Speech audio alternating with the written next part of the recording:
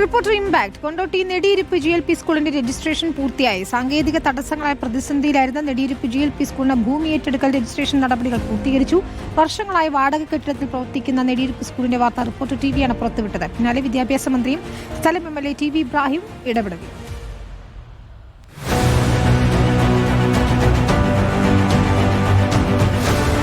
111 വർഷമായി നിലംപൊത്താറായ വാടക കെട്ടിടത്തിലാണ് Nediyiruppu GLP school പ്രവർത്തിക്കുന്നത്.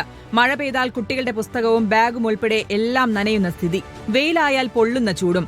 സ്കൂളിനായി സ്ഥലം വാങ്ങാനുള്ള 72,50,000 രൂപ നാട്ടുകാരും രക്ഷിതാക്കളും അധ്യാപകരും ചേർന്ന് സമാഹരിച്ചു. പക്ഷേ നഗരസഭ വകയിരുത്തിയ 25 ലക്ഷം മാത്രം ലഭിച്ചില്ല. സാങ്കേതിക തടസ്സങ്ങളായിരുന്നു കാരണം. വിഷയം റിപ്പോർട്ട് വാർത്തയാക്കിയതോടെ വിദ്യാഭ്യാസ മന്ത്രിയും സ്ഥലം MLA TV ഇബ്രാഹിമും ഇടപെട്ടു. ജില്ലാ കളക്ടറുടെ നേതൃത്വത്തിൽ യോഗം ചേർന്ന് സാങ്കേതിക തടസ്സങ്ങളെല്ലാം പരിഹരിച്ചു. ഭൂമി ഏറ്റെടുക്കൽ രജിസ്ട്രേഷൻ നടപടികൾ പൂർത്തീകരിച്ചു.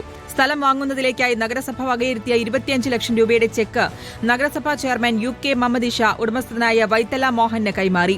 ഇനിയൊരു അധ്യയന വർഷം തുടങ്ങുമ്പോൾ നെടിയിരുപ്പ് GLP സ്കൂളിലെ വിദ്യാർത്ഥികൾ സ്വപ്നം കാണുന്നത് ഒരു പുതിയ സ്കൂൾ കെട്ടിടമാണ്. റിപ്പോർട്ട് മലപ്പുറം.